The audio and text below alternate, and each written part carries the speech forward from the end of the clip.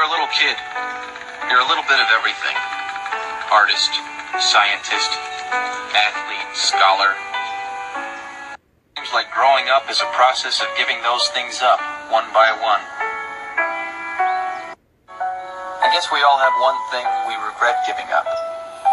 One thing we really miss. That we gave up because we were too lazy to get out. Or because we were afraid.